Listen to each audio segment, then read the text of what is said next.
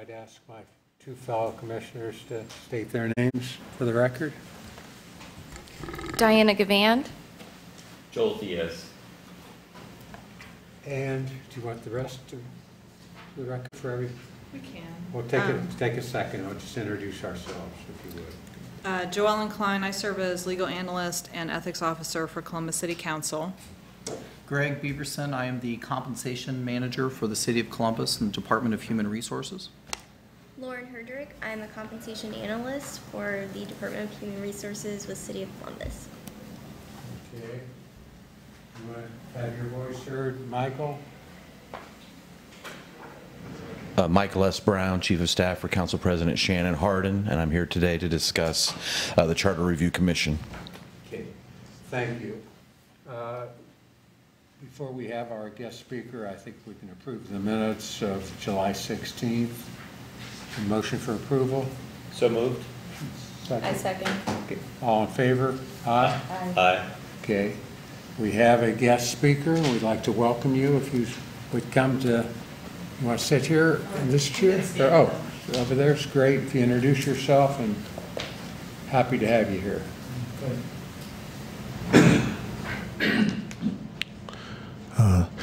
I give me honor to God and to the commission, all the commissioners, and to all of the public servants here this day. I am Minister Kujanga Elia Ashe. I'm the founder of the Economic Rights Movement, which is a national and international movement. I am a member of the Baptist Ministerial Alliance of Columbus, Ohio, and vicinity. Our president is President Laws. I'm a member of the Interdenominational Ministerial Alliance of Franklin County and vicinity. Our president is John Coates II. I am a member of the Concerned Linden Clergy. Our co-chairs, Bishop Les Sims of Living Waters Apostolic Church on Cleveland Avenue, and the other co-chair, Pastors Good Shepherd Baptist Church. I come today not representing any of those particular organizations. I am not representing those organizations. I'm just coming as a public citizen representing myself, who works with a number of individuals in the churches and in the community. And I come basically with only a few minutes because I need to go take care of some funeral arrangements. My mother just passed on Monday, and I've got to deal with family members. So I'll make this very short. I am in favor of increasing the pay rate for all of these city officials, especially those of city council. I was appalled when I looked at the salaries, $57,000, $62,000 or so for the city council president. I was appalled to find out how low that was. My grandmother, when I was a kid, we'd be going out to work or to play and to do something, and as we were growing up, she'd give us $4 or $5. And she'd say, and we'd say, "Why are you giving us this, Grandma?" And she'd say, "Just to keep you honest." So you don't have to steal. And I feel that our elected officials, although you have a scale and you've done the research and you've done the cost of living and all of that stuff, that really doesn't mean anything to me personally as a citizen of Columbus, Ohio, who comes to city council meetings on a regular basis, who works with the mayor and the Department of Neighborhoods, who takes the kids to the swimming pools and all the other stuff that I do in the city. This doesn't mean very much to me in terms of the actual research. I looked at that and I said, wow, you know, you've got developers who are coming with millions and millions of dollars doing the housing now, the housing projects. You've got all of these campaign issues, and the council members and others need to fund their campaigns. So my thing is, let's keep them honest by giving them the kind of compensation that will allow for them to be above board with all of these rich developers and all of these people who've got the monies. I mean, if the mayor was making $250,000 a year, it wouldn't be any skin off of my back. We give Kokosing to do the pavement $15 million a year to pave roads. Franklin County gives him, commissioners gives him money. We give out money to Polaris. We give out money, I mean, like it's lunch. But yet we have city council members at 52, 57,000. I said, well, I'm appalled. Why isn't that $100,000 or $150,000? Not to say that they would be corrupted by, attempts of folks to come to bribe them, but if you give them a decent compensation, then that really keeps them above temptation. And that's my thought and the thought of many people that I work with. When I told Mr. Nathaniel Wilkins, who does the housing, he speaks at council every Monday night. I said, I'm going down to speak. He said, well, he had to work or something, he couldn't make it. He said, but he was in favor, and a lot of people I talked to in my community is in favor, increase the salaries to a level that reflects the standard of the great city of Columbus. Now, I may have many problems and not agree with council members, not agree with the mayor on many things. And we're at odds and bumping heads on a lot of things, but at least their doors are open to citizens to come and talk with them on a regular basis. You can't do that in Philadelphia. You can't do that in New York City. You can't do that in Baltimore. I've been to these places. I go to the United Nations once a year. Dr. King never made it to the UN. Malcolm X never made it. I go in there, I stand in their shoes, and I advocate for poor people every year at the United Nations in New York City. And these elected officials are not connected with the people in the same way that our elected officials are connected with the people here in Columbus, Ohio. So, in summary, I would like to see an increase in all the salaries over and above just the normal cost of living increase. The mayor, in my opinion, should be making at least $250,000 a year. The city council members should be making at least $150,000 a year. That's my opinion and the opinion of a lot of people that I talk to, because number one, as my grandmother said, it keeps them honest, and number two, it reflects the nature of the city of Columbus. We are not Baltimore. We are not Philadelphia, Filthydelphia. We're not New York City. I hope you understand where I'm coming from, and I think that that money is just a drop in the bucket as compared to all of the countless millions of dollars that flows through city council's hands and the grant money. I was at the mayor's, the presentation that the mayor had from HUD, almost $6.1 million that city of Columbus received from HUD to do housing for young people. Goes to the Huckleberry House and other agencies that I work with. Now, you're telling me that I've got to handle $6.1 million just from one project, countless millions from other projects, and I make less than $200,000 a year? Well, my goodness, I might be tempted to look over here or look over there. Not that they would, but me personally, even though I'm clergy, I might be tempted to look and say, wow, wait a minute, so I'm saying that let's help keep them honest. Let's give them a due compensation that reflects the city of Columbus, the sterling reputation that we have. And that's my plea to you at this point, to go over and above what you have written with just the statistics, and to give them something that would, people come to Columbus, oh, okay, this is Columbus, Ohio. This is a different city. This is not Philadelphia. This is not Baltimore. It's not New York. It's not LA. This is Columbus. And this is the way we treat our elected officials. And this is the way the elected officials treat the citizens of this city. I'm Minister Kujenga Elia Ashe. I live at 1119 East 16th Avenue in South Linden, here in Columbus, Ohio, 43211. I thank you for your time. Thank you very much for coming, taking your time, and our condolences to the family. Thank you very much. Sure. Have a blessed day. Sure. It's back to you, Mr. Chair. My apologies again. I just got stuck in the doctor's office. No problem. Let's see, we've only addressed the speaker? Or to the budget. We're now to the budget? Okay, so that'll be Matt. we'll be providing an oversight from a budgetary standpoint.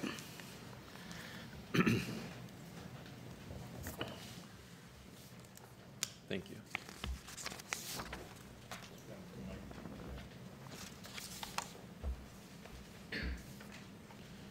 Chair, could I have one more on this side? Sorry. Thank you.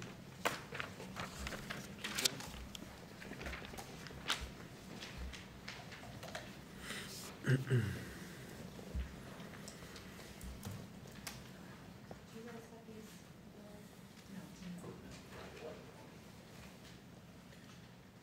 Well, thank you, commission members, for welcoming me here today.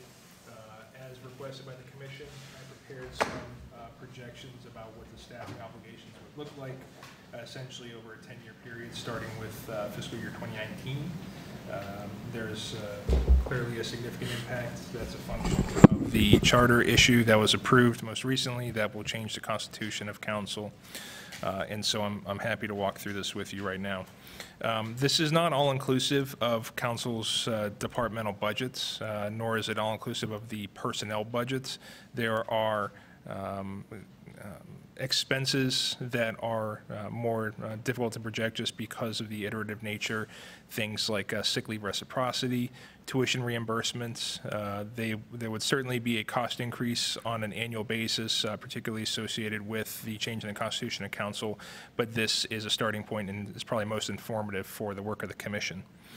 So what we see here are the salary and fringe benefits for council members and the staff that are associated with them, notably their legislative aides and their legislative assistants. It reflects the city's pension share obligation, the city's contribution to OPERS, the workers' compensation cost, medical insurance costs, and Medicare. And you see the assumptions that I've included below.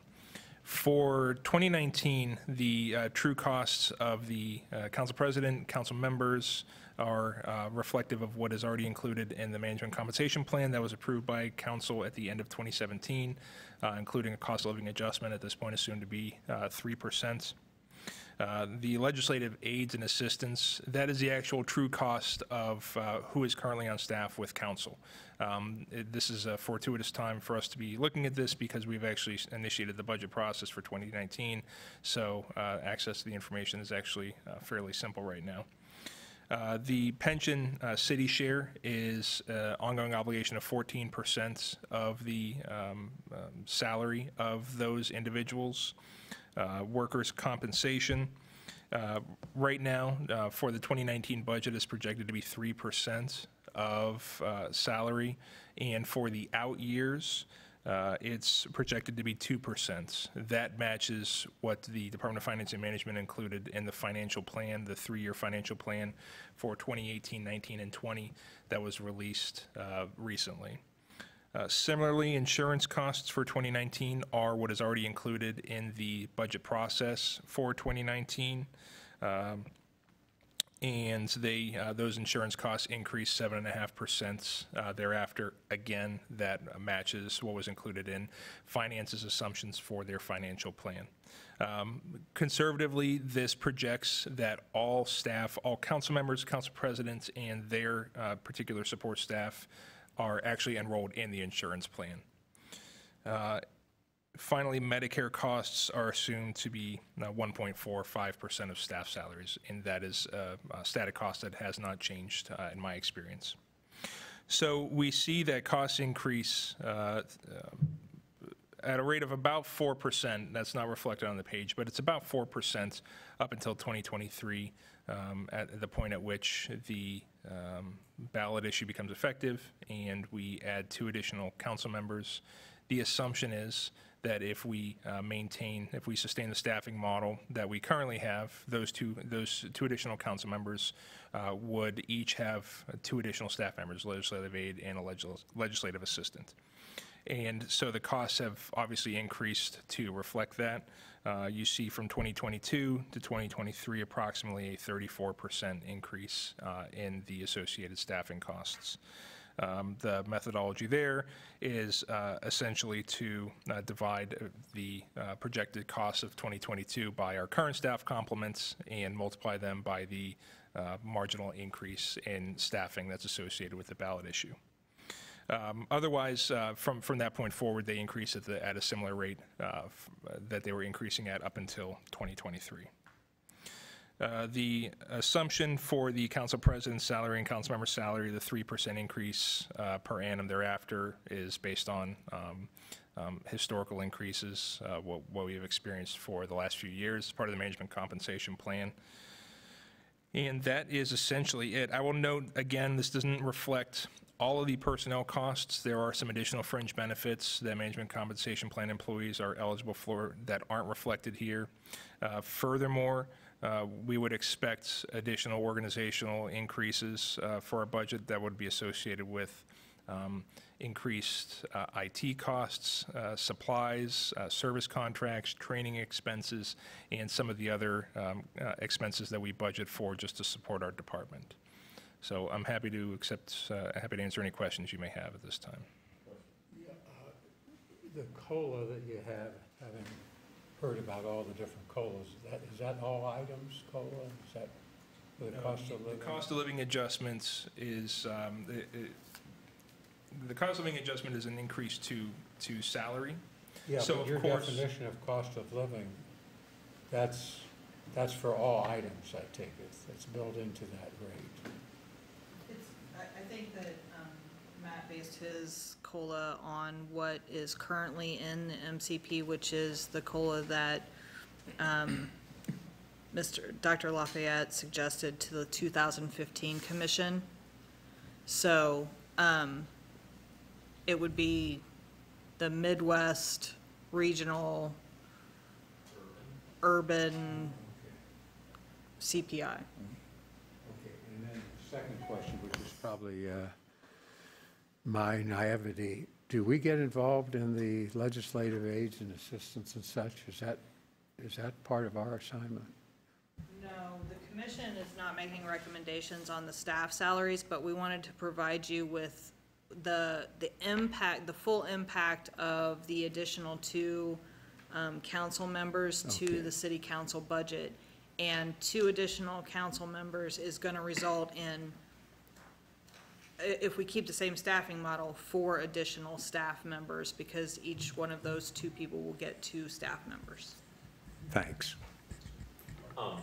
I think our first commission meeting, we had requested information about the staffing structure within each area. So does the council president also just have 1 legislative aide and 1 legislative assistant? I can answer that. The answer is yes. In addition, the chief of staff tends to be within the president's office, but it's not the expectation that there would be additional chiefs of staff, nor that the cost of chief of staff would increase as a function of the charter changes. I think our initial question was just in regards to trying to understand a little bit more about direct reports and how that factors into the work that's being conducted by each office holder. And so I know that that was part of what we were hoping to assess in the course of our evaluation. So that's where that was going from. Does anybody else have any other questions? To be clear, this is based upon the work in 2015. What we're doing is projecting out based upon the recommendations coming out of the 2015. So, and this is something that Greg and I were going to speak to. The 2015 commission, in its final report, put in what the salary for each of the elected officials was in the MCP as it existed, which is our compensation statute, in the MCP as it existed in 2015, 2016, but and based the recommendations of the commission on the 2017 salary, correct? Am I saying this correctly? The management compensation plan, it's very close. The management compensation plan already had the ordinance let's see. Management compensation plan already had the salaries set for the elected officials through 2017. What the 2015 commission did is they created a baseline beginning on January 1st of this year, 2018. After this year, beginning January 1st of 2019, then that's when the COLA kicks in. So essentially, I think what you were getting at, Joellen, is the decision that was made in, the decision that was made in 2015 by the commission became effective January 1st of this year. Is that right? Yes, and then what we asked Matt to do was to take what is in existence today, the salaries that are in existence today, project out what the budget impact is gonna be, because this commission today is gonna make recommendations that start in 2022. And was that 5 years? 4 years. 4 years. Yep, It'll take effect in 2022. correct. So what we're seeing here is in place. If we did nothing, If you did absolutely nothing with city council salaries, this is likely how it would play out, although the current legislation, which we did provide you with a copy of that, so you should have that in your materials. The current legislation doesn't make any sort of provision for what happens after January 1st of 2021. So in 2022, on January 1st of 2022, that salary would just stay the same. There wouldn't be a COLA or anything. It would just be whatever the 2021 salary was. Does that make sense? I think, Yeah, I was not aware that what this commission's to decide really is not going to take effect until 2022, is that? Correct. 2022, I did not Correct. realize. Your recommendations will govern the salaries for 2022, 2023, 2024, and 2025. In the year 2022, another compensation commission will be, will meet, and they will make recommendations for the next 4 years out from that, so 2026 to 2030. It's hard to think about that far in advance. And I don't mean to monopolize, and I don't want to be an obstructionist, but I must tell you, I question why we're meeting now to decide what's to take place in 5 years. Why wouldn't it make more sense to be closer to that time period? So the charter actually requires the commission to meet almost 4 years in advance of when you're setting the salaries, because you're doing a 4-year look back. And I mean, I can't tell you why the charter was written the way it was, or why the compensation commission portions of the charter were written that way when they designed it. I wasn't here, but I'm not blaming you for oh it. no, I You're don't not feel the blamed. author. I just, but it is the way the charter is written that we look, the compensation commission looks ahead in making its recommendations.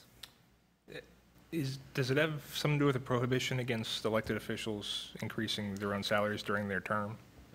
Yeah. I do believe that there is a charter provision that says you cannot increase or diminish an elected official's salary in term. So the first commission actually had to even up the mayor and all of the other elected officials' salaries, because the MCP had the mayor's salary a year later than. It was 1 year off. Yeah, than everybody else. So that first commission evened everything up, and so now we're on a 4-year elected official term schedule. Understood. Thanks. so as I look at the spreadsheet, you know, there's almost $1 million of additional, more or less, $1 million of additional compensation within, that we're looking at. what corresponding information do we have about the revenues? Or the assumptions about the revenues in 2022? Because if the revenue projections are up 34%, then it kind of makes this an easier putt than if our projections are less than that, I think. Not knowing what the answer to that question is, I don't know what the outcome is, but against what are we measuring this future compensation?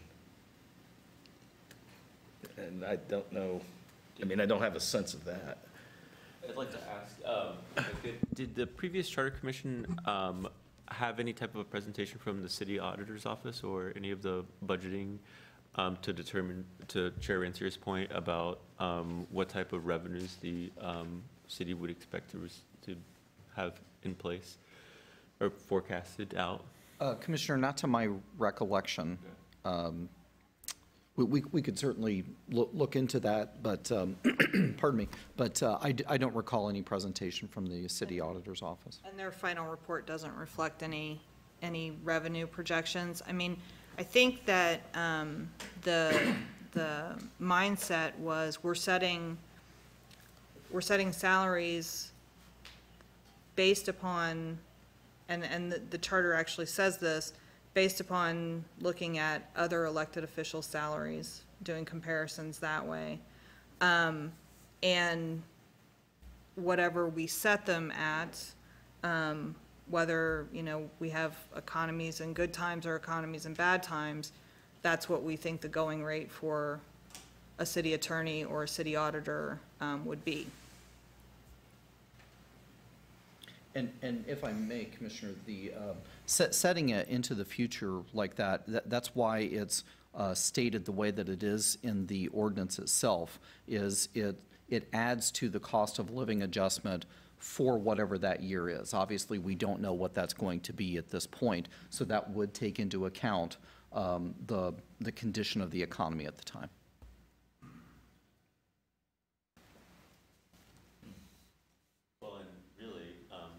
Fellow commissioners, there's not much we can do about the increase that's already in play because of the passage of that specific change to the city council composition. And I think part of what we're considering too is now that the council is set up in its new structure, what impact does that have on the work that's being carried out by the council members? And, as we continue our conversations regarding whether council members should be deemed full-time, because that, I believe, has not been decided yet, designation, and also I'm still curious to learn more about, the impact of direct support within each council office and how that impacts the work that's being carried out. So I think that's all factors that we have to take into consideration.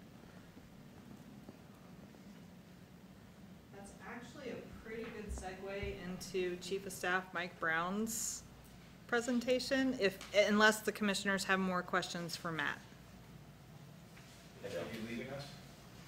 I was planning to, yes, sir. Okay. But he's available through me at any time if you have further questions. I don't do no state or anything. We won't let him go.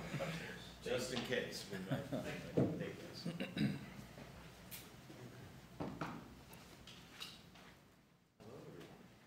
How are you? One of the questions that the commission had for us at the last meeting was to discuss the philosophy behind the charter amendment that added to council members beginning they'll actually take office January 1st, 2024. The election will be in 2023. So, and so we asked Chief of Staff for City Council President Shannon Hardin, Mike Brown to come in and address some of the philosophy behind that and lead us in a discussion of a whole new city council. If I might make a statement here, I think only to further confuse the job we've got. we're pretty robust in our growth. And was there not some provision that allowed for further expansion of council?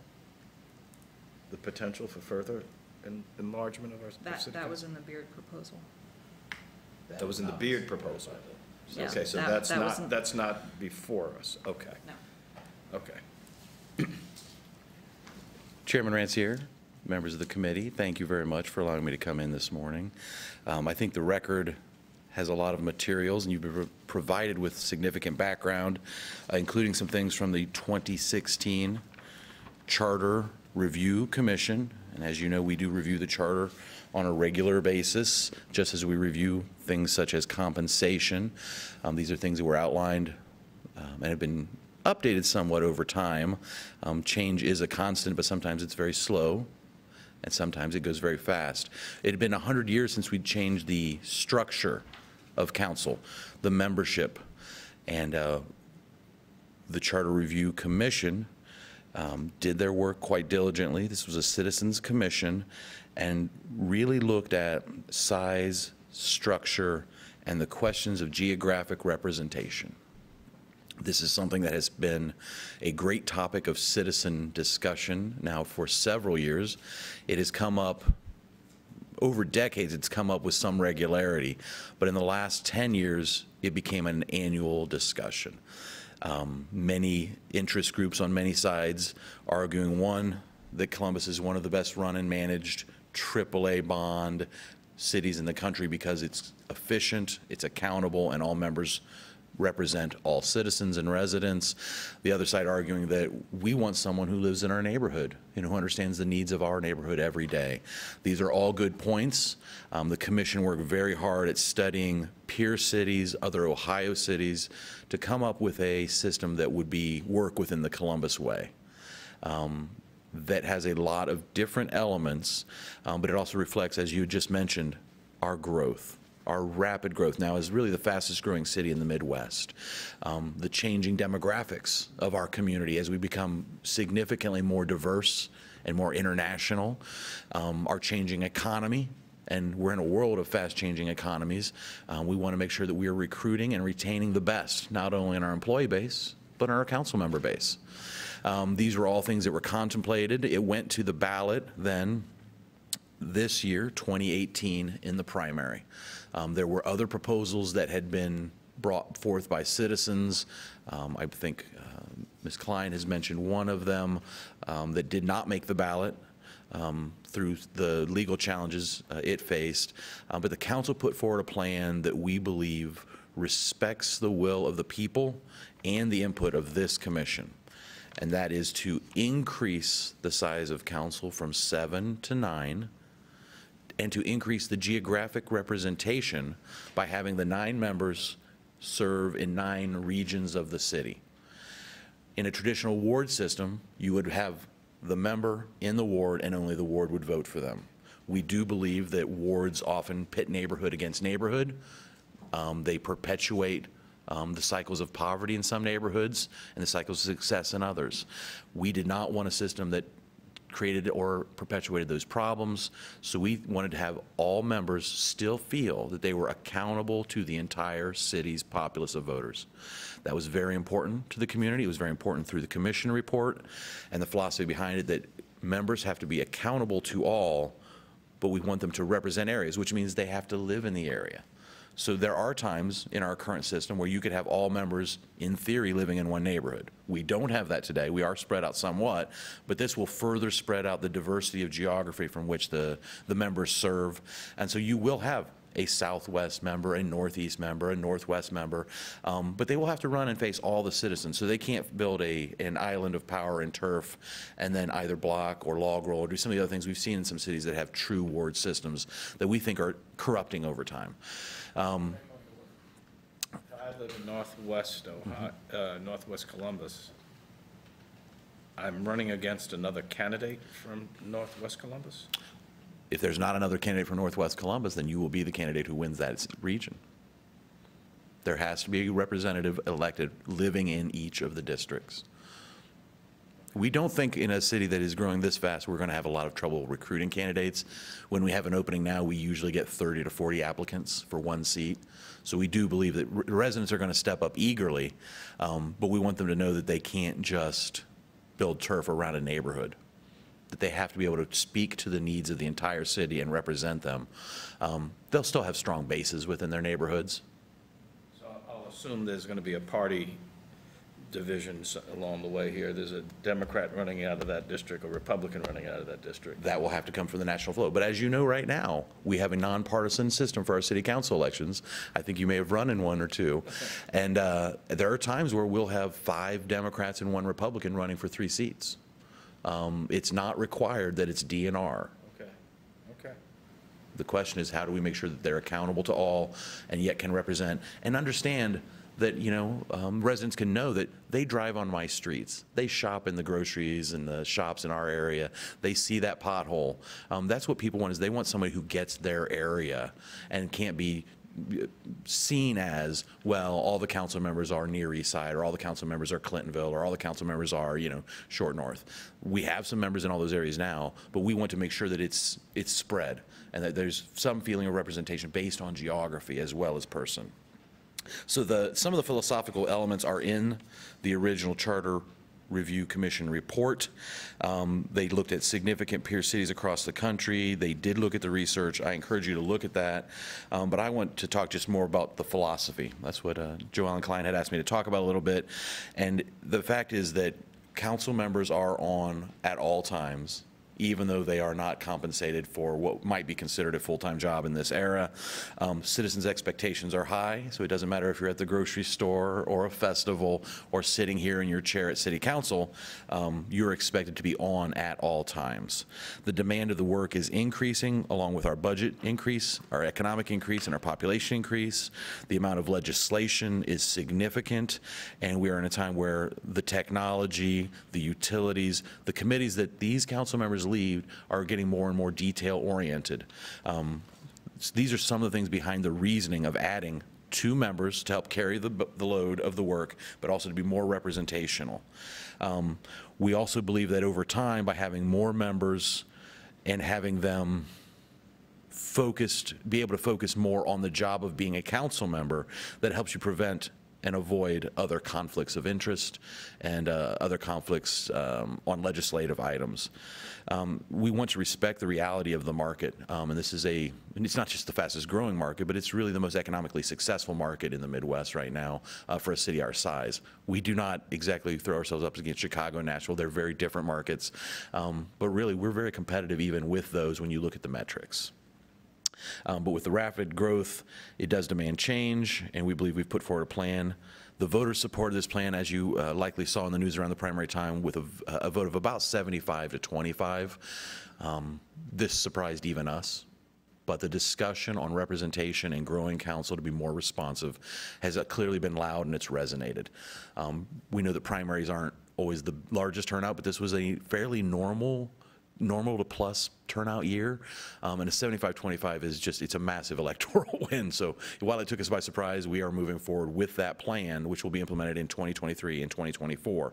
That does affect budgets as we look forward, and there is an increased cost, but I would state that while we cannot vote, the current members cannot vote on their own compensation packages, some of the members could still be around should they win election after this changeover. But still, the council's budget is somewhere in the under $4 million range for all staff, which includes members and all aides, LRO, communications, our community affairs group, $4 million out of what at this time is over an $800 million budget. So I would say, while I think this is something that you guys should continue to ask good questions about the projections for growth and stuff, City Council is not the highest demand area when it comes to this thing. And I do think we will find the capacity to do what is necessary based on the recommendations of this commission. And then at the final thing, the council members, the commissioners on the Citizens Commission, the mayor's office, were all very engaged in this. And we've had some transitions in recent years where we've lost a 40-plus year leader in Hugh Dorian, our city auditor. I don't even know how many years Rick Pfeiffer had in total in public service, but it's got to be approaching 40 as well between the State House, Judge, and City Hall. We have now, I believe, 6 of the 7 council members are all new within the last 5 years. And obviously, Mayor Andrew Ginther is replacing a 16-year veteran in Mayor Michael B. Coleman.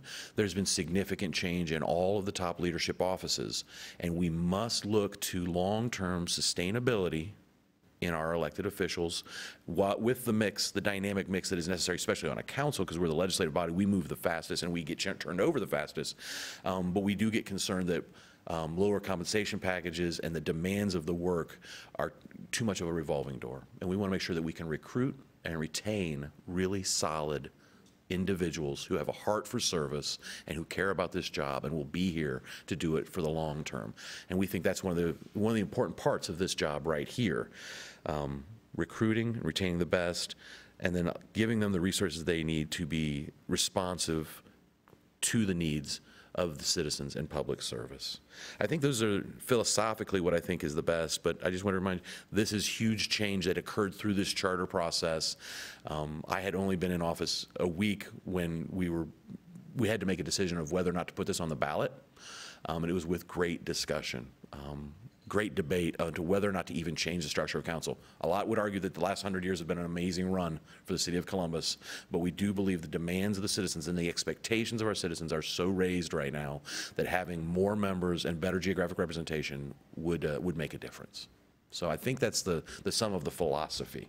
I can get into more details, although I was not on the commission. I did not work for the city at the time it was crafted. We have all the materials in your books.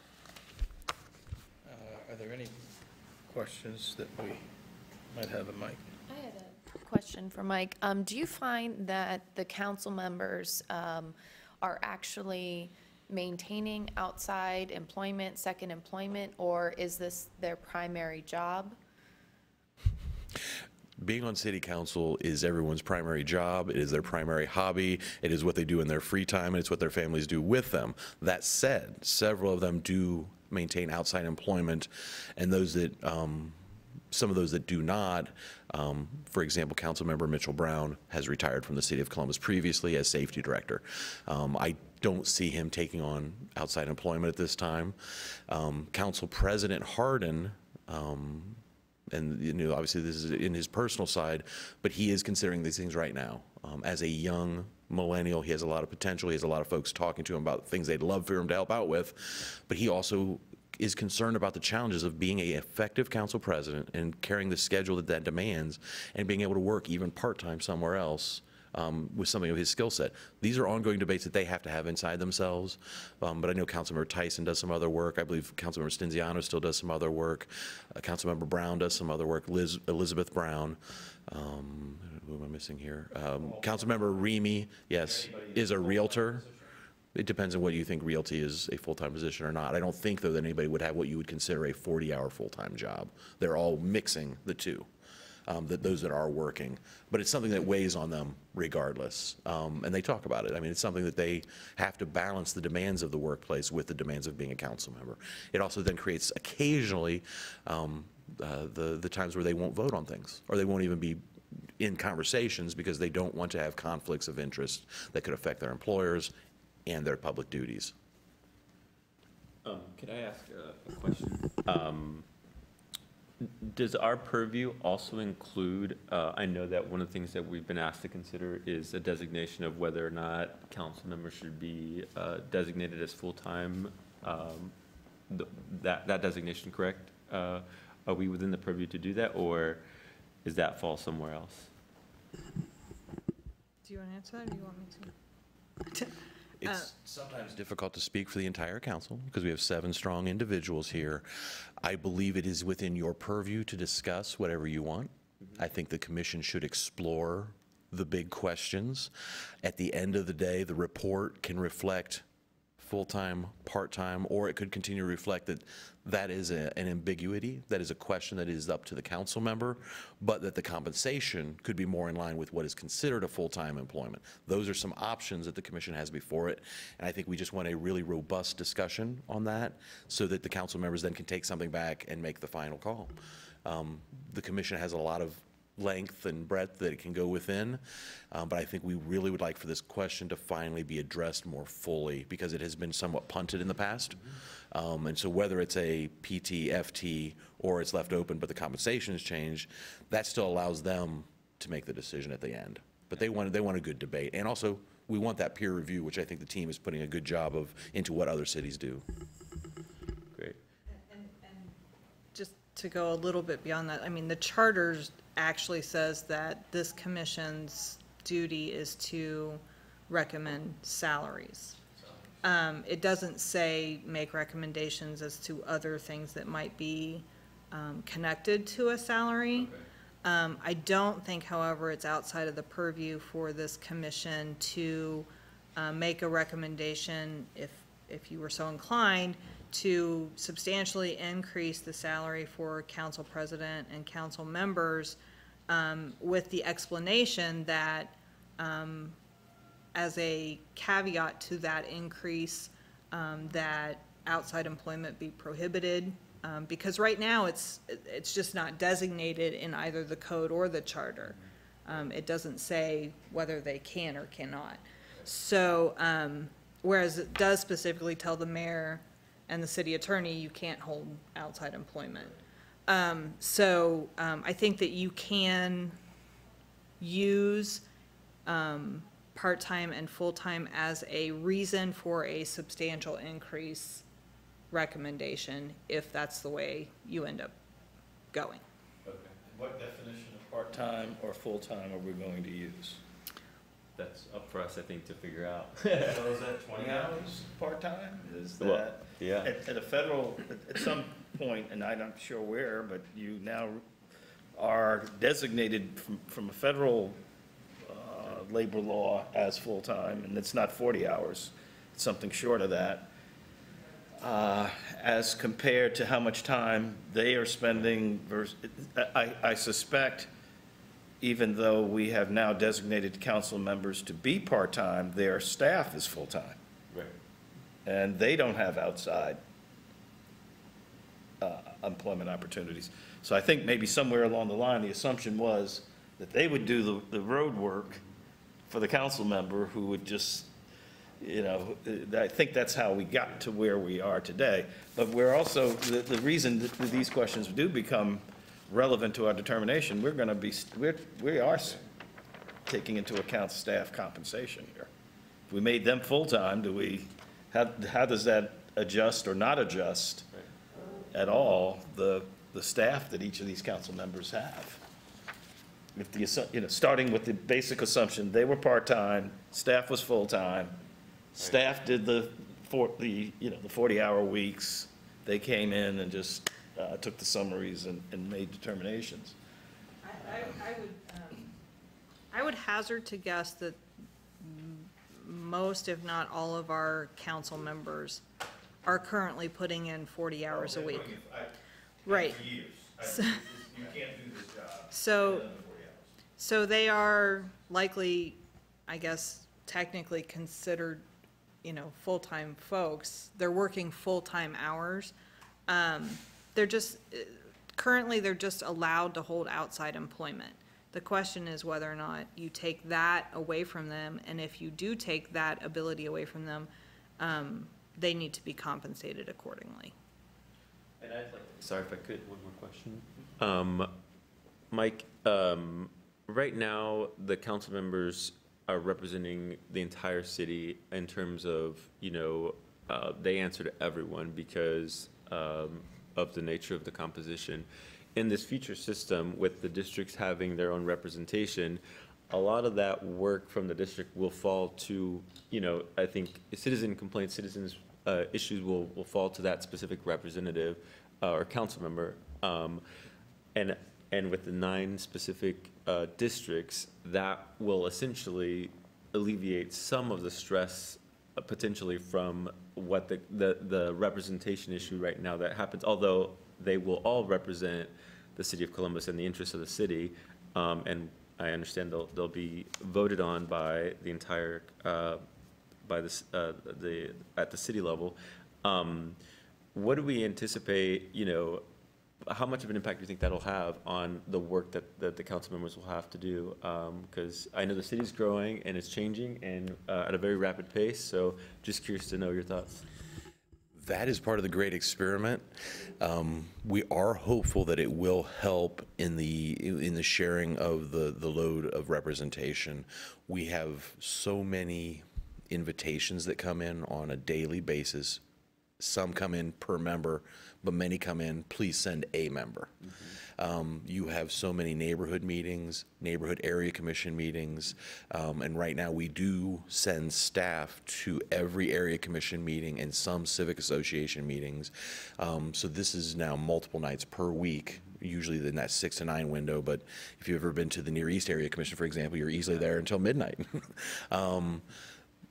Council members really, really like to be available for such things, especially because some of them have bigger things going on, or we may have a zoning coming. There are times of year that are much more busy when we have the capital budget that's being debated and we have to figure out where are we going to spend these capital dollars. When we have the annual budget negotiations going down and we have to vote on the big picture operating budget. We do hope that this will help spread out the workload and help residents feel that they can pick up the phone and know even better who their person is. We know that the connected area commissioners, citizens who are highly engaged, they have no problem picking up the phone today. And we actually have council members who give out their personal cell phone numbers in these meetings. And we'll take those calls. So we do try to be as responsive as possible now, but I do think it will help with that responsibility and help people perceive that they have somebody who's fighting for their neighborhood's best interests. But I don't see the workload going down in any way, and the projections for adding 1 million people to our city in the next basically 12 years. That has to be taken into serious consideration. So I think, while I think it's good to add 2 members and to add the geographic representation, at the end of the day, it's not going to be like, woo, going to kick back now because, you know, council member X is totally going to take care of that. When a problem happens, advocacy groups, nonprofits, individuals, they're calling everyone. And whether it's illegal dumping in the alley, which is one we hear about a lot right now, a project that is taking too long, why is this house not fixed up? They're not shy about calling every office. So the work is spread. But I would also add that the committee work, it's not just what we do when we're going out and about. It's not just when we're at the neighborhood events and talking to residents, but also the utilities committee. If you think about how many ordinances go through that every year and the massive amounts of capital dollars, I can't remember this year if it's somewhere in the 400 million, 500 million range, just for utilities, that council member is asked to deal with a lot of information in a very quick period of time. The Public Service Department, that committee, council member Remy chairs right now, the road projects, sidewalks, bridges, these are very detailed. And to have more team there to help carry that weight and to help make sure that we're really paying attention. Did the project get off on time? Are we on time and under budget? How quickly can we reopen lanes? One of the biggest things we get is a major project will close lanes. That neighborhood might be impacted for a year, not because the project took a year, but because of lane closures and things that affect your quality of life. Yeah. So to have more people able to be responsive on those issues and to make sure that we also are doing our legislative duties and a check and balance on the administration, those are important roles, and this will only help us get that job done. I just want to make a quick observation based upon a short tenure on city council, 20 years almost ago. One is the level of conflict scrutiny has heightened significantly since that time. So a lot of employers today may be reluctant to employ a city council member. And I will say that I probably have had conversations with each new council member who came on board and realized afterwards that it wasn't going to be that easy. Now, the income was much lower than this at the time as well. So I think at least I now appreciate the fact that somebody is sacrificing considerably. Actually, one of our council members went from this side of the hallway to that side of the hallway and lost a significant amount of money. She was at the city attorney's office now with the council. It cost her. And One of the reason why I was asking, can anybody have a full-time job? As a practical matter, I couldn't imagine you could be a city council member, a full-time job, and have a full-time job. I can't imagine that coming. So while it's not here, they are virtually locked, even if we declare them to be part-time. It's the opportunities are really, really narrow. Important question there, Chairman, because having a JD is one of the best things if you want to have an independent career and serve in public service jobs because of the flexibility that might give you at rate. But we neither want a council that is all attorneys, nor do we want a council that precludes attorneys just because of financial reasons. So I think that is something also to dwell on as you debate that, whether or not you take a position on full-time, part-time, and precluding outside work. But there are certain specialties that as with any board or commission I sit on, I always like to have a CPA and an attorney as wing persons. So those are things to dwell on that we would like to get the input from the commission on in final decisions. I had another question. And understanding, of course, that you can't necessarily speak for current council members as to what they do or don't want to do, but from all of your years in public service and connection with the members, do you have a sense as to whether the council members, current or past, or like any kind of general sense that if this was sustainable, if the salary was higher and they didn't have to maintain outside employment? You know, is it something like, because I want to have this other job, both things are important to me, or I have to financially try to do something else to supplement? And if you can't speak to it, that's fine as well, but I'm curious about that aspect of the position, along with potential conflicts of interest and understanding that the workload is unquestionably full-time, but the pay may not be comparable to that. If the commission will allow me to speak largely in anecdote, because it's hard to make a testimony in a way that is just perfectly clean when you're dealing with humans who have such diverse backgrounds. But we've had some really incredible, let's just say, council presidents. And I know that former council president Coleman got a lot of good done as an attorney. And I know that he really cared about that deeply. I know that former council president Habash would not have been the same if he was not working at the food bank. And his work there, his leadership there, is national in scope and quality. And our city, our county, and the 22, I believe, county region he serves is better for him to have had that service. And I believe he tried to work full-time at both jobs from knowing Matt Habash. It really varies by member. But these are folks, the people who are willing to put their name on a ballot and run for this office are very driven and passionate about the things they care about, but they care about very different things. So that's why I urge caution, but I also ask you to debate this deeply because it will affect the quality and abilities of future councils. Well, the council president presents something very different, I think, than the council members, and so we may even have to consider whether how to go about doing whatever. It's almost now let's talk about Joe Public. He sees a salary of $80,000, not thinking that would not be a part-time job in terms of income in our community today. You know, so that's also, we've got to have our eye on that as well. I think I don't think I was at $30,000 a year. That sounds part-time, right? When you were here, it was in that 30 to 35 zone, even with the presidency, and I was always shocked. So, you know, we have an informed community at this point who's going to be watching our work, who's going to be looking at how we decide what we believe is important to be able to recruit.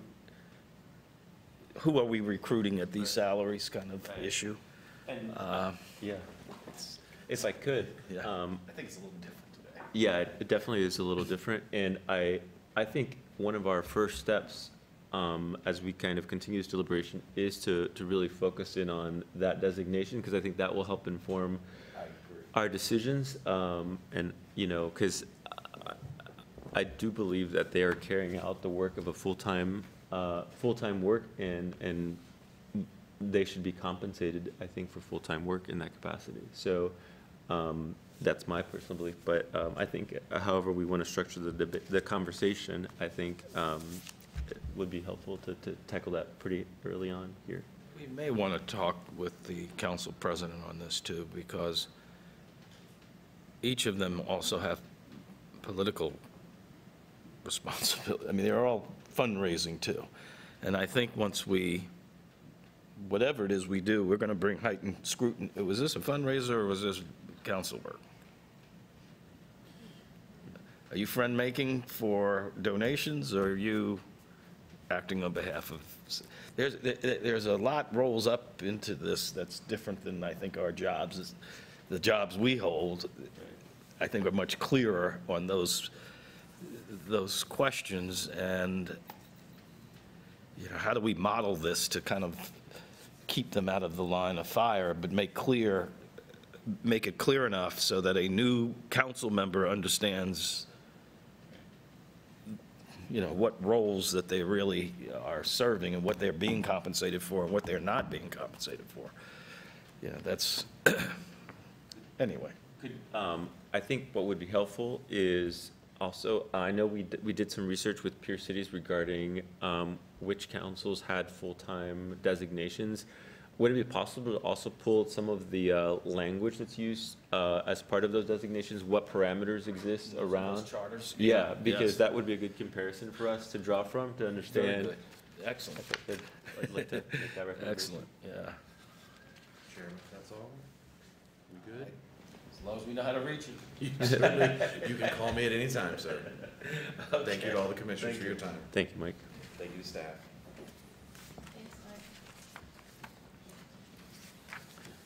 Okay. Have we determined, Greg, or this is open up, whether the other, in line with your question, Joel, whether other, in the comparison cities, whether they prohibited outside employment or not in those numbers? That's exactly my point. I'm hoping that that language will be clear in whatever other cities have, so that we can use that as a baseline, because I think that will help. It's definitely interesting, because I think we can figure out and have some deliberations and make determinations that, where we may be saying we're setting this number to encourage one thing or the other, to Exactly. encourage this to be full-time and enough for you to devote all your duties.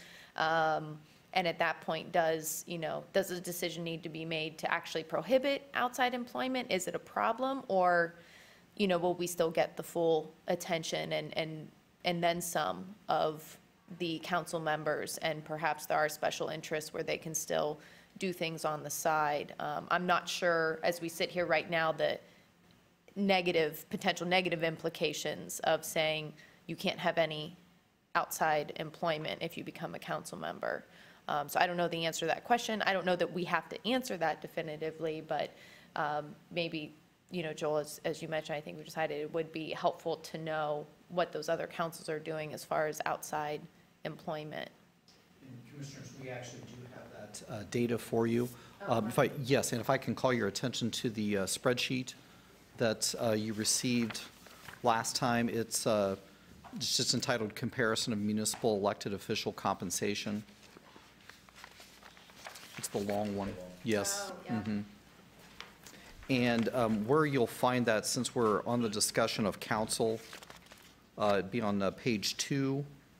And it's over to the right, and our apologies for this being a little difficult to read. It's a lot of data on one sheet of paper. But over to the right, sort of in the middle of the area where it says council member specific information, it will say full-time and then outside employment allowed and employed. Okay. Of course. Actually, you can have mine, Commissioner. Thank you, appreciate it. Perfect. Appreciate it. Better look at that. Perfect. Thank you. Like, no.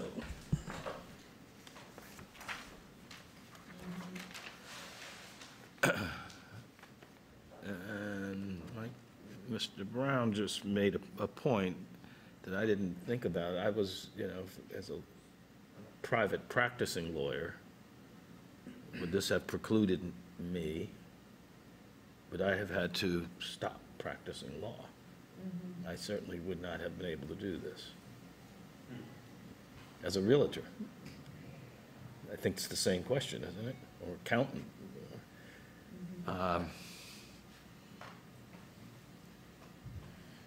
But then you get to the question of accountability, is I think was where you're, how do we, when we do this, if we were to do this, how do we publicly account?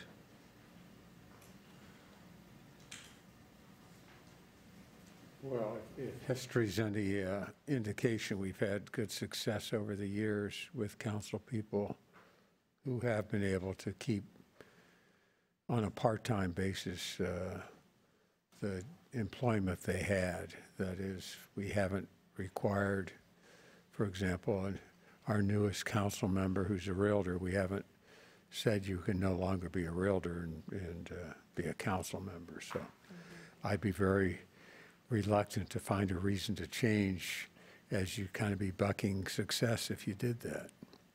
I think that presents a problem. But by the same token, I think it presents a problem to say you can make $80,000 part-time as a city council member. That suggests to me that if I were full-time, I should be making $160,000. So it's kind of, we got to rub this the right way. I suspect that part of the salary adjustment reflected some of the larger than part-time responsibilities, but I also think that I don't know that it fully captures a full-time salary. So, yeah, that's what, yeah. So that's something I think that we need to consider. In one of these cities, I think it's Fort Worth, where it says, no, it wasn't Fort Worth. Indianapolis, part-time, but no, yeah, no outside employment. Now that's, how do you do that? Yeah. Kansas City is full-time and allows outside employment. So you would be compensated, or you'd be designated full-time, but still be able to be a realtor when, I guess, when you had. That becomes your part-time job. Right. Well, but these all, at a quick glance, it seems like all of our peer benchmark cities do not allow for outside employment if they're designated full-time. So. How important do you think it is for them to be designated? Anything? I kind of like what Bob just said. Is there something that required them to be designated at all? It doesn't appear in the chart. So I guess we don't have to, but I think it's just helpful to think about, are we compensating them for full-time equivalent work or part-time equivalent work? And maybe we don't make a designation, but that's what I want to make sure we understand and get at.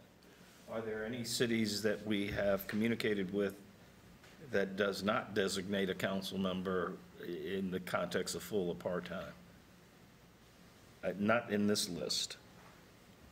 Well, there is an undefined, I'm sorry. There is one undefined, El Paso, maybe. Well, Dayton doesn't define, El Paso doesn't define. St. Louis, San Antonio. Right.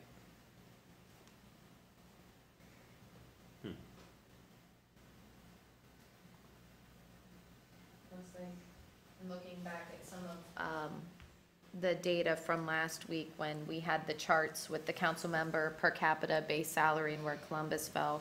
Austin, Texas, for example, is a little bit higher salary for the council members. Same as the president there, a little over 76,000, but it does say they are full-time and not allowed outside employment. And we're not that far off in our current salaries here, so it's something to continue to consider, I guess.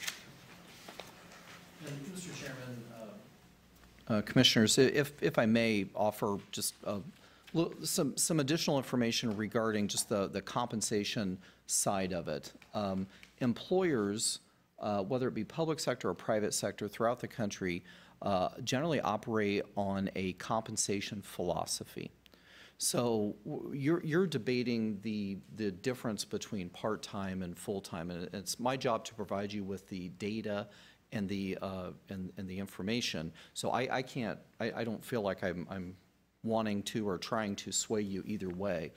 One of the philosophies that's out there is if you hire an employee, whether it's full-time or part-time, the question that's asked is, regardless of how many hours per week they work, are they still doing the same work? Are they still doing the same level, performing at the same level of responsibility?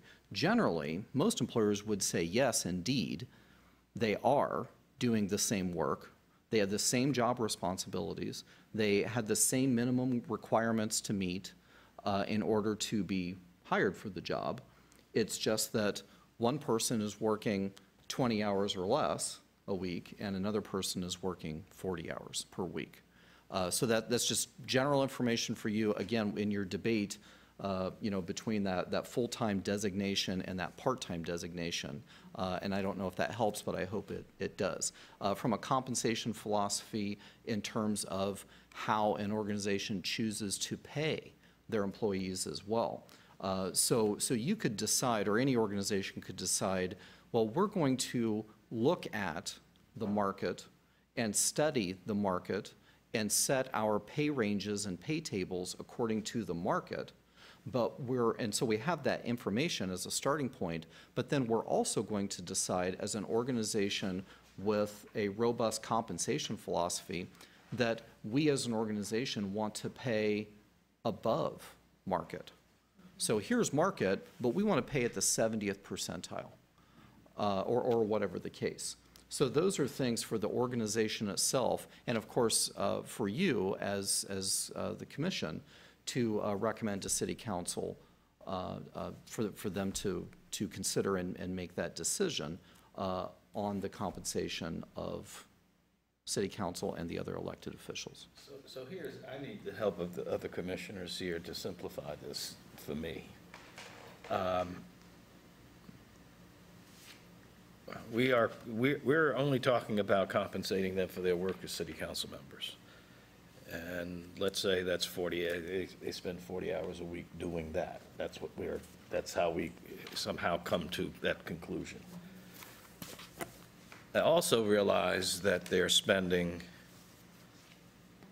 hours, I'm not sure how many, on the political side of the agenda.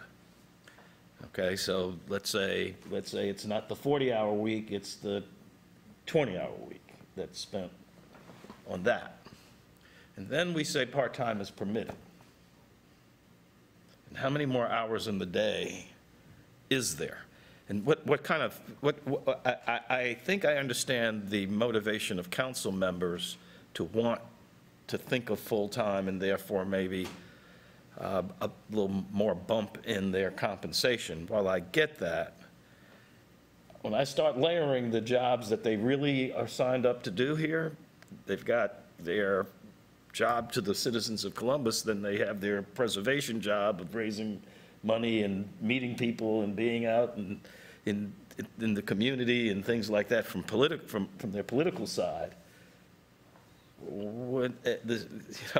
To knock, it just gets to be kind of a difficult formula for me, and I'm just going to need some help as we seek to address that. Now, I kind of called out council president. I happen to think, this would just be merely observation, he does a lot more fundraising activities than the individual council member. He does them all.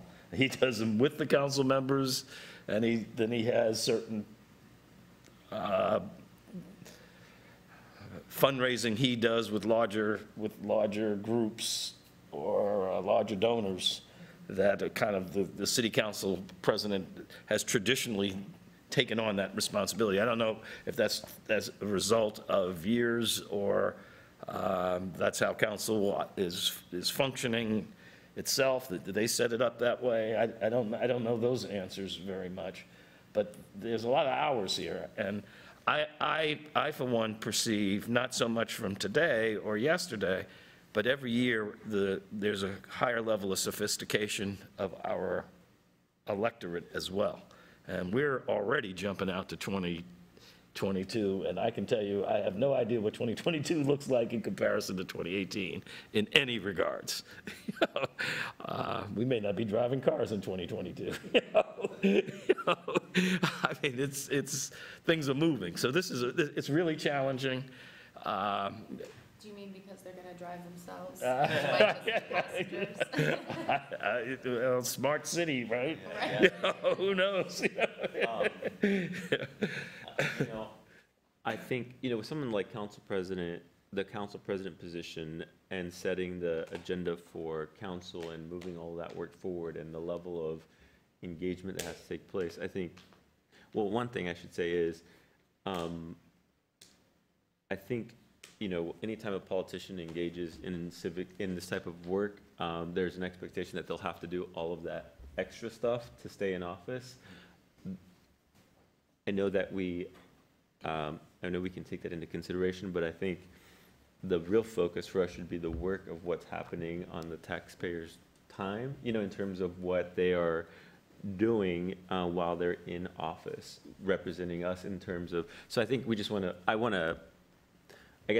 to be cautious about that, just because I want this to be focused in on what's actually happening on the time that they're here representing us in that interest and not their political Well, it's a ambitions. factor of accountability.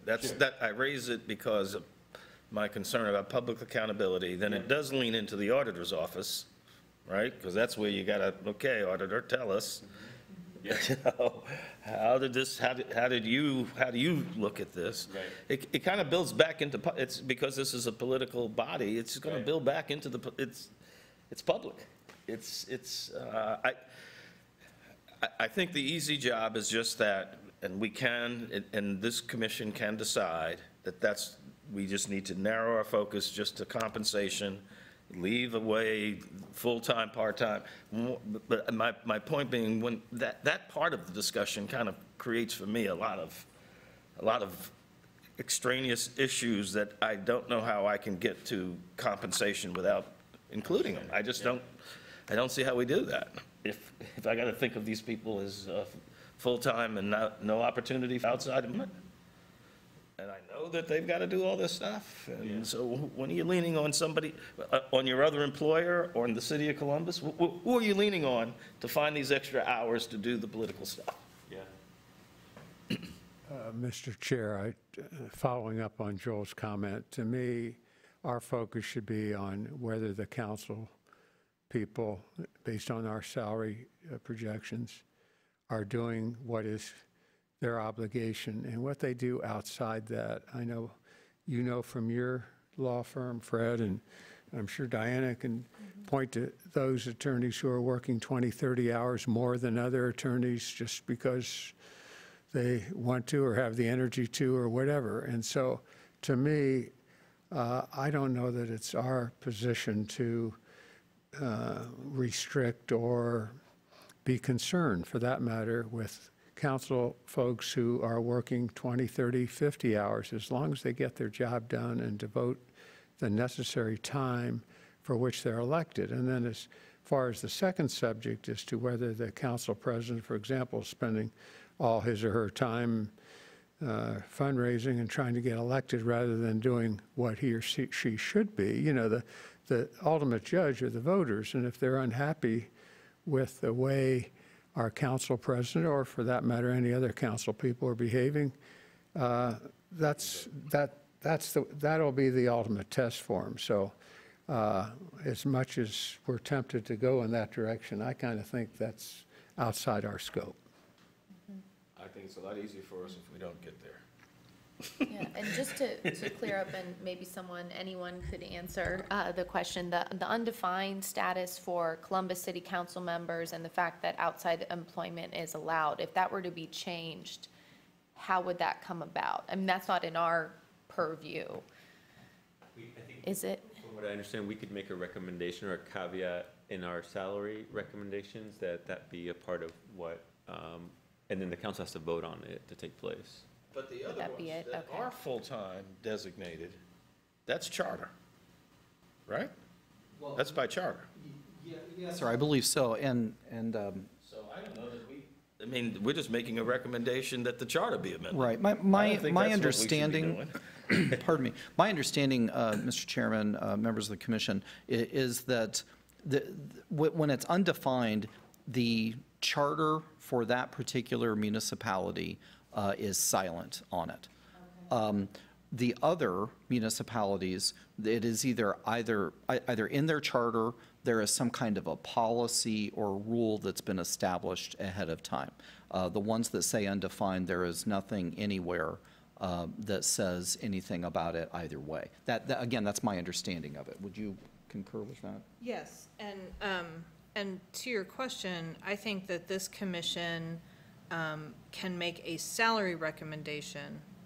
And if that salary recommendation for city council is a significant increase in their current salary level, and you're making that recommendation because you think that they should not be holding outside employment, you can put that in your recommendation as the reasoning.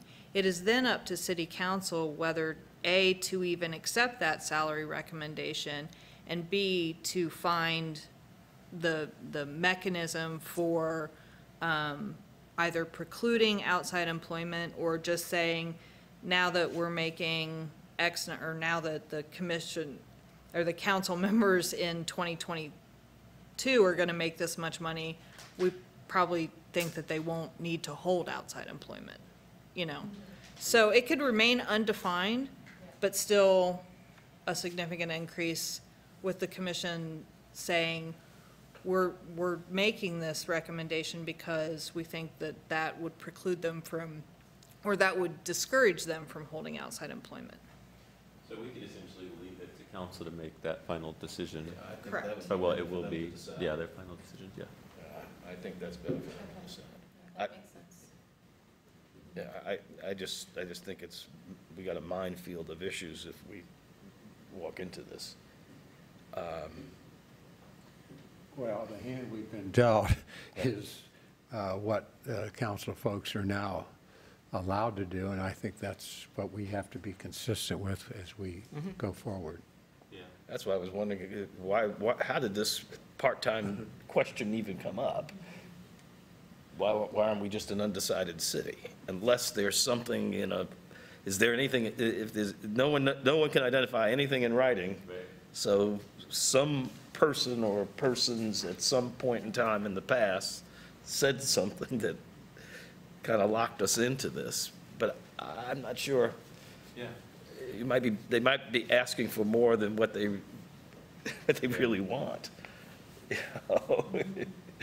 And I think from my perspective, I'm okay with leaving it undefined. It's as we make decisions regarding these salaries, what are we thinking that is commensurate with, in terms of the level of work. So that's where I'm coming from. So I think we're all in agreement that they're all doing full-time work, as the equivalent of full-time work, right? Right. It sounds like, I think that's just going to be helpful for us as we move forward in our conversations. So, Mr. Chairman, in the interest of time for the commission, if we can move through the other updates that we wanted to provide you, questions that were asked at the last meeting. And most of these items, you have materials that were sent out to you before the meeting and then in front of you today. There had been some question about the differences between a mayor, what a mayor's responsibilities are, and a city manager, and also an auditor and a controller. So we provided, actually it was Mr. Friedman from the mayor's office who provided some definitions. And I think that what we would like you to take from these definitions is that the auditor and controller designations or differences are non-existent in what our city auditor actually does. And that's reflected in the new PowerPoint slides that Greg has prepared. We've taken out the word controller because the two positions are pretty much the same. And then as far as mayor and city manager, I think it's important for the commission to understand that our mayor's role is not the city manager role. The city manager, although our mayor is very active and we have a strong mayor system, our mayor is not acting as a day-to-day, in-the-weeds operator of city government. So that's more of a city manager position. They are day-to-day operations, in the weeds, you know, on all issues in city government. The mayor, although in Columbus, the mayor is a very strong mayor system, not just ceremonial, he's not exactly a city manager position. And that's delegated to his staff. Correct, correct. So I think of the example of Worthington, which is just a suburb just north of here. They have a ceremonial mayor and a city manager. So the ceremonial mayor, he goes to library openings and, you know, grocery store openings and all that and cuts the ribbon. Our mayor does much more than that. So he's not ceremonial, he has a strong mayor position, but he's also not making decisions over the Human Resources Department. Right, Mr. Chairman, the closest equivalent position to a city manager we would have here would be the mayor's chief of staff.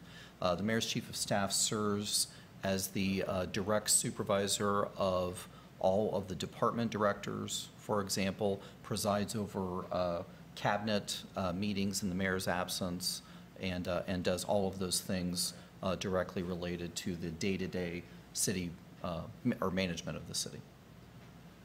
So much more like the equivalent of a president, CEO of a company versus the CEO, right? I mean, if you would look at it now. Probably a good comparison. Okay, Yes, sir. just thinking about it. I have to inject one 30-second humorous.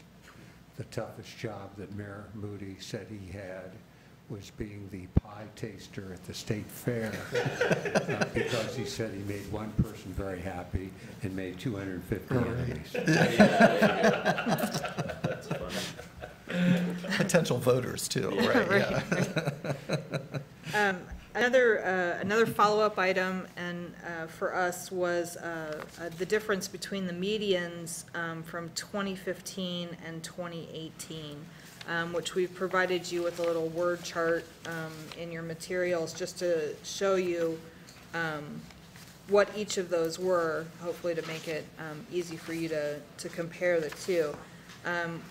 Once again, we'd like to reiterate that the 2015 median was not taking into account any compensation commission recommendations, and the 2018 median would have been the very first year that there was anything set by a compensation commission here in Columbus. So we just wanted to reiterate that as well.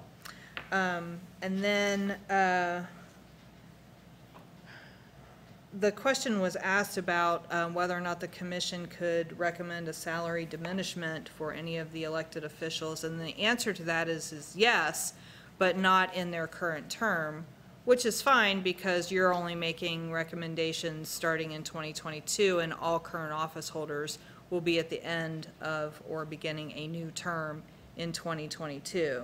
So the short answer to that is yes, you can recommend a diminishment of salary as long as it doesn't take place, the start of that diminishment does not take place in a current term of an office holder.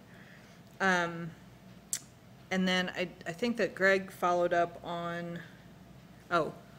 we talked about the broadening of the market. That was Commissioner Williams who brought up the idea of looking at maybe private sector folks or others who would match up with the city attorney, particularly, you know, legal field, or the city auditor.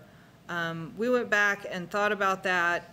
The actual charter requirements for this commission is to make a comparison or conduct a review of salaries for like positions in the public sector.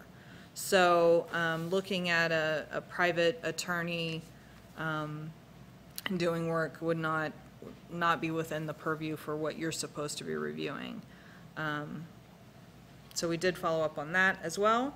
And then I think the other two things are Mr. Beaverson, so.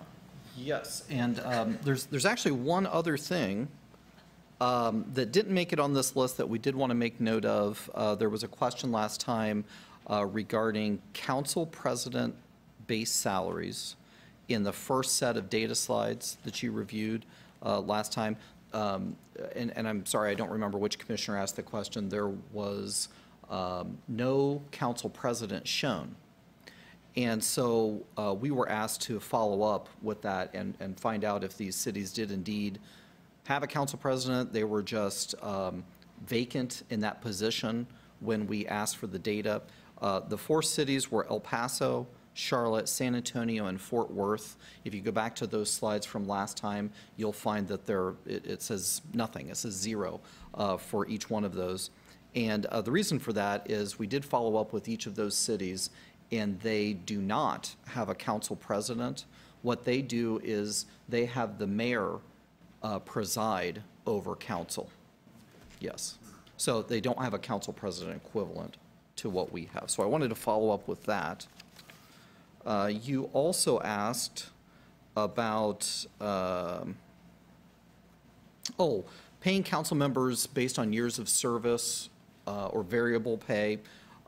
We asked all of the same cities, of course, and the answer came back a resounding no. The council member pay that's set for one council member is the same as all the rest. And do you remember, Lauren, how many cities got back to us on that? I know it was a vast majority, something like 75% of the cities got back to us. It was all but I think 2 or 3. Oh, okay. Of the survey respondents that gave us salary data, it was all but 2 or 3 that hadn't gotten back to us yet. All the rest said no, they don't do variable pay. And that was out of, I think, 17 altogether. Yeah, out of the 24 we initially surveyed. So we wanted to make sure we followed up on that. And then the last part was, and this is where your slides will come in handy. We wanted to make it a little easier on you so you wouldn't have to go through the entire presentation and pick and choose where these new slides are. But we have a few new slides for you. What you'll find there, it would be the thinnest packet. Yes, I think it's about 8 or 9 slides compared to the 20-some. At the beginning of it on the front, it says general fund budget of studied cities. So we were asked by the commission to just create a slide essentially racking and stacking the city of Columbus versus the other municipalities we studied, and where is our budget falling among those. And again, general fund budget, City of Columbus, 872 million. The median general fund budget is the same number, 872 million. I was surprised as I went through. We're right on the median line. Right on the median. In most cases. Yes, sir. The next page, and again, remember that these were pulled out from the main slideshow, so that's why it goes from page 4 to page 7. This begins the second request that you had of us to provide each elected official's salary as a percentage of the general fund budget. So that's what you'll be seeing here. Columbus, 0.021%, and the median for the remainder of the cities, 0.015%. Oh, I'm sorry. Yes, thank you. Thank you, Mr. Chairman. Yes, that's for the mayor's salary. My apologies. Next page, it's page 10 or slide 10. This is looking at both, again, we don't have a city manager, but looking at that data together, the mayor and city manager salary as a percentage of general fund budget. For Columbus, 0.021%, and the median is 0.020%. Is the darker blue, is that the city manager? And the Ye- lighter yes, sir. blue is the mayor? Yes, Mr. Okay. Chairman, our apologies there, we left out the legend on that. The dark blue would be the city manager, the lighter color would be the mayor.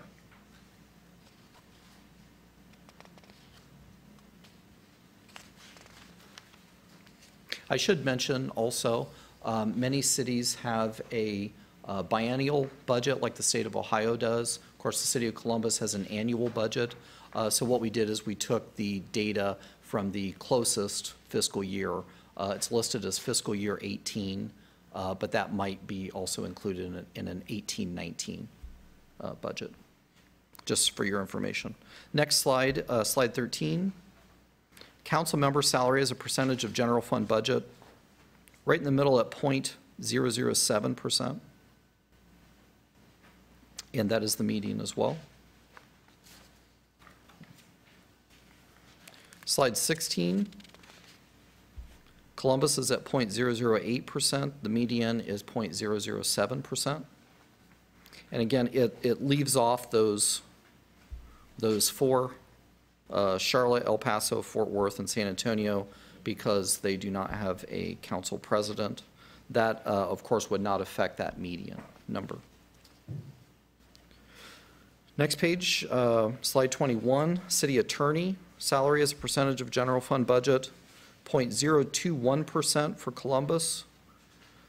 The median is 0.022%. And the next page is the city auditor. Again, just a note that you'll notice the difference. Last time we reviewed slides that said both city auditor and controller. Since we've confirmed that other municipalities' controller is indeed our city auditor, pardon me, that term has been combined. So for city auditor, oh, this is the base salary. Because we had to correct. That's right. Thank you, thank you. This was a difference in the slide, so we wanted to make sure that we updated that slide. I forgot about that, thank you. Right, so the only change on slide 22, slide 23, and slide 20, Just 22 and 23. 22 and 23 is that we no longer have the word controller on those slides. Yeah. So slide 24 is the next. Slide 24 is the next one, thank you. City auditor salary as a percentage of general fund budget, slide 24, 0.021%, and the median is 0.017%. And those are our updated data slides for you.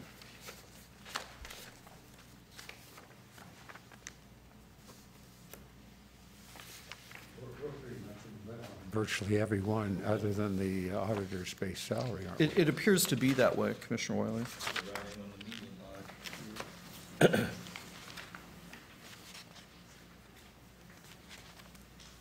this is getting more and more to where you said we were gonna get what's cost of living, right? I mean, that's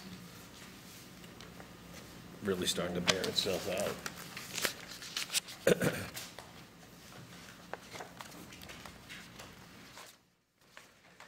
Okay. Are there any other questions concerning the comparisons of other cities? I guess that really becomes our decision-making is going to be along those lines and probably trying to figure out which cities are more like us than others. Right. Right? I mean, to kind of, if we do this on other public, that's using that criteria. Okay. The city council future, we've had that discussion. Next steps. Mr. Chairman and Commissioners, as you noted today, we had a speaker from the public come in and address the commission, which is great. I'm excited that happened because I don't think it happened in 2015, and if it did, not very often. So I'd like for the commission to schedule one meeting that is specifically geared toward having public comment and advertising it as such when we advertise it in the city bulletin, that it's an opportunity for citizens to come in and speak to the commission about compensation for elected officials. They did it in the 2015 commission. Our next two commission meetings, and I wasn't here when the schedule was set, but our next two commission meetings are scheduled 3 business days apart. So I'm not sure exactly why that happened that way. But my thinking is we could use that first meeting in August, August 16th, as the public hearing meeting, and then meet as a commission for any information to start talking about your recommendations at the August 20th meeting. If that meets with the commission's approval to operate that way. I also think that as aggressive as we wanted to be in formulating our recommendations or the commission's recommendations and having a report by the end of August, that's probably overly optimistic. But I do think that you could probably have your recommendations finalized and a report to council certainly sometime in September without too many difficulties. So I have one question. These are personnel matters. Do we as a commission have the ability to have an executive session? I mean, at some point, we're going to have all the information we're going to get that maybe a question for tomorrow. But you know. Putting my lawyer hat on for a minute and not my commission hat on, I don't think so, because your public responsibility, your charter responsibility is to make personnel salary decisions. And so I don't think that you can go into executive session to make those recommendations. They're going to be public regardless. Well, okay, so the other question then that follows, if we can't do this in executive session, we need to begin to think about what's the criteria we're going to be operating on, so that we at least collectively are all looking at this using the same spreadsheet, so to speak. I mean, I can begin with cities. I think that's one of the more obvious ones. Right, and I think that does make sense. And the benchmark cities we selected at the beginning, I think, have largely informed the reports that we've gotten so far. And so if we're narrowing those down to cities more in line with, I think I heard you say that earlier, more in line with where we are in terms of population size and maybe factors of growth, I think that might be a good exercise as we kind of do move this conversation forward. I think you're helping to articulate my real concern is we have a lot of materials, and if we're all emphasizing something different, the conversation gets a little haywire, and if we can begin to narrow down what we are going to be, what we are each trying to decide based on. So we had a good meeting yesterday with, last time meeting about cost of is it cost of living or is it consumer price index? You raised that question today, and I don't know if there's a distinction. CPI is used as the basis for the cost of living. Okay. The only thing that Bill was saying last meeting, which I didn't realize how many different alternatives there were, but it sounds like the more common one is the all items. Yeah. And that's the one he recommended too.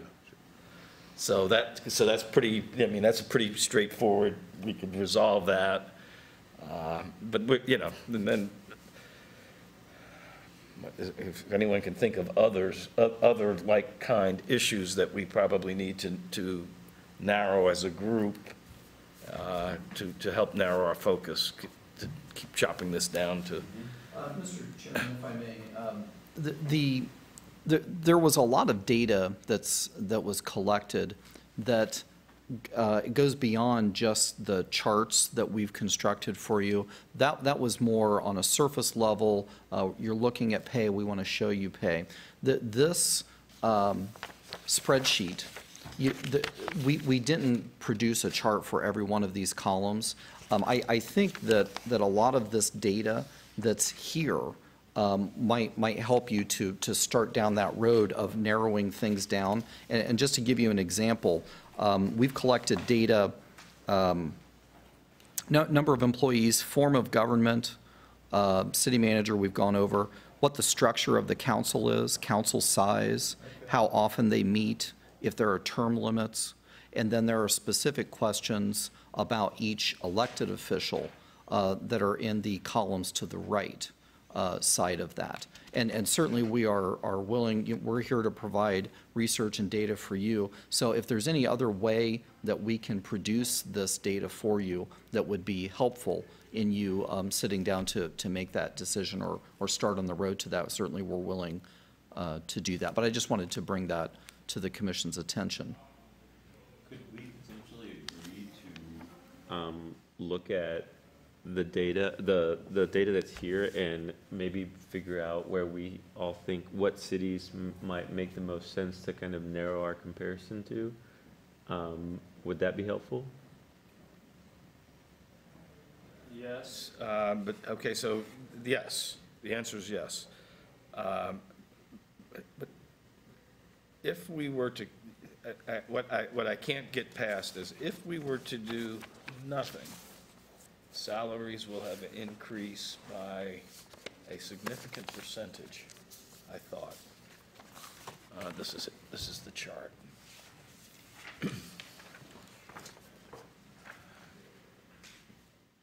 Yeah, I mean, I'm seeing, well, maybe not so significant, but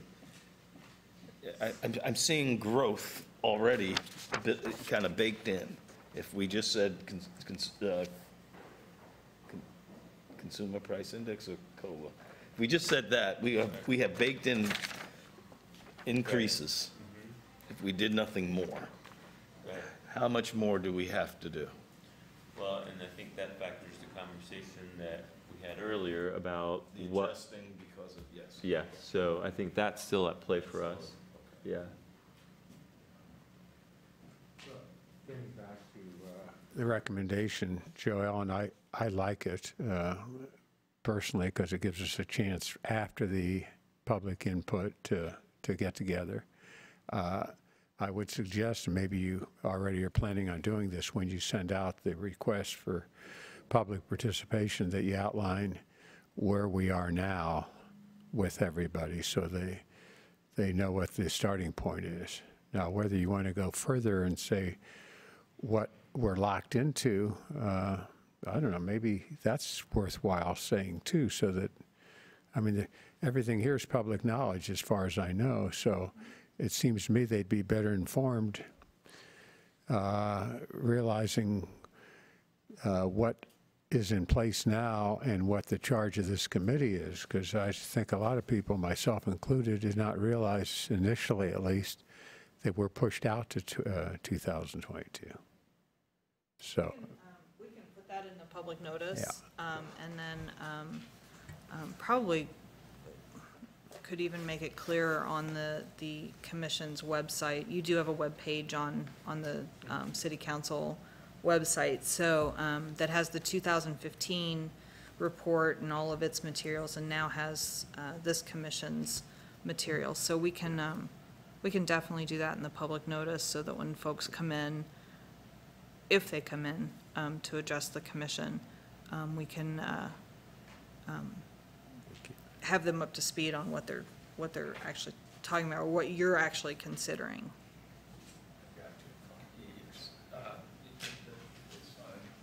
We kind of wrapped up, I think, at this point. I don't think there's any other business. But is there a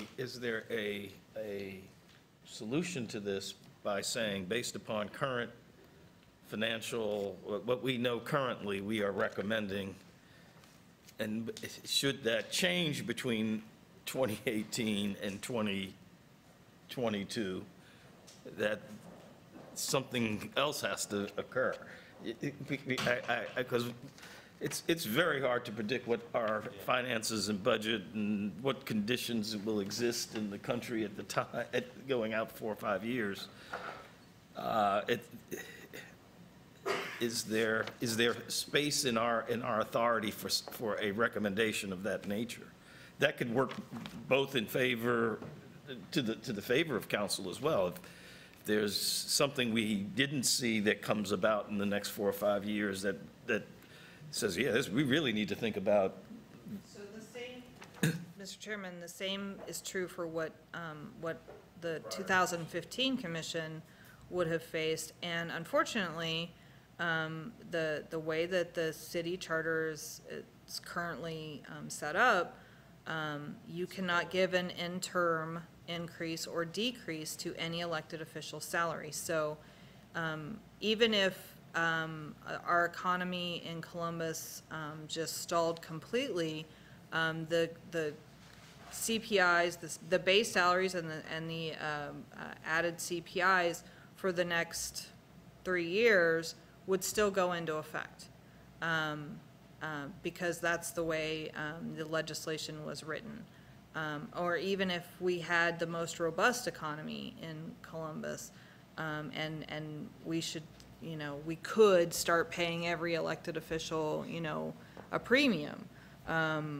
We wouldn't be able to do that because we can't increase or decrease their salaries interim.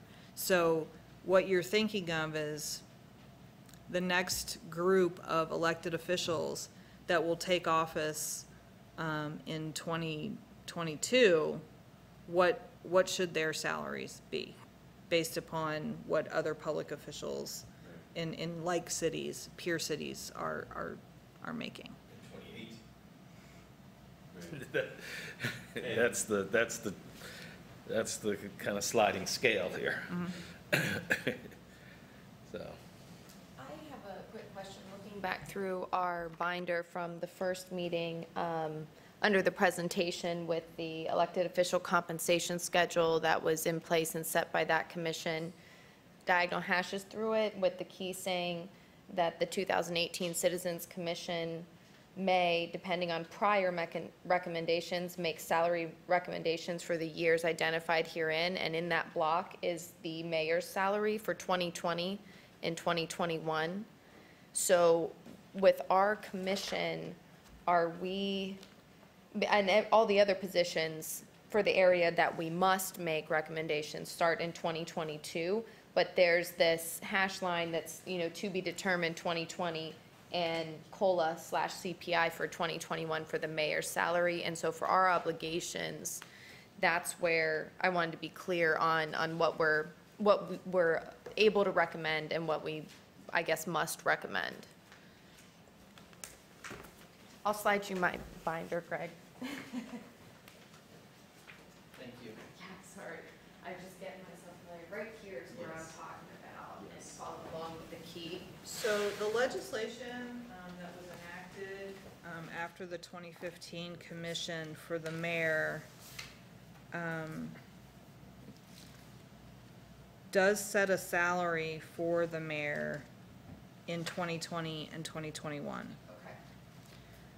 So it says 2020, the mayor is at $197,627 a year, and in January 1st of 2021, that becomes that same base number plus the COLA. And is that, that the legislation details with text, is that where we find it? Okay. Yes. And it was actually on page 3, right above section 2. Okay, so that we know what's already in effect, I guess that is helpful too for what we're looking at Right. establishing for 2022. Right. And Commissioner, I'll give you your binder back here. Essentially what that does is it puts all of the elected officials on the same schedule. For whatever reason it was, there were varying schedules for when pay would be set. Okay. One elected official might have their pay set out for 3 or 4 years, and the others might have theirs set out for only the the following 3 years. That was the case that was already legislated with the mayor.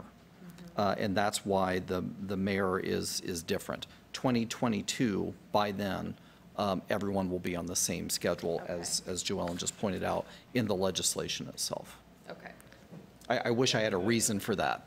Yeah, To Chair Rentier's point, I think it would be helpful, and I'll look to our other commissioners here today.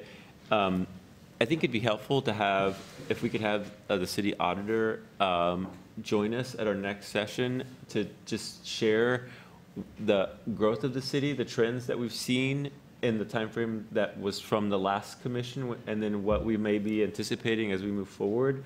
That might alleviate some of the concerns or thoughts about where the city is going, and maybe answer questions for us about growth for the city, and we can factor that in as well. If our elected officials are representing more residents, they're carrying a heavier burden, and I think that would be a good opportunity for us to just have a little bit more information about what that looks like, so we can factor those decisions into what we're making. There's another big issue that surrounds that, and that is, we are still going to be undersized as a city council in comparison to other cities our size. Right. So I think we saw a chart. It was a chart that showed we will still have, even with the increased number in 2022, we were still on the smaller size of city council. I think Greg's chart showed that the median was 11. I'm not, that sounds right. Yeah, that's correct. yeah, and we'll only reach out. I'll find the slide then. here. Out there, way out there. So we could ask the city auditor to come to the public hearing and address the commission that way on those topics. And then that way, at the next commission meeting 3 business days later, you could actually have the conversation and discussion about what she tells you, and then also about, how you want to narrow your focus to get to your recommendations. And Mr. Chairman, it's slide 17 from the original presentation, and you were correct, the median number of council members is 11. All factors for us. Right. Yep. That needs to be at least in our minds. Great. Well, thank you all. Thank you. Are you adjourned? Is there any other business? Adjourned. Thank you. Thank you.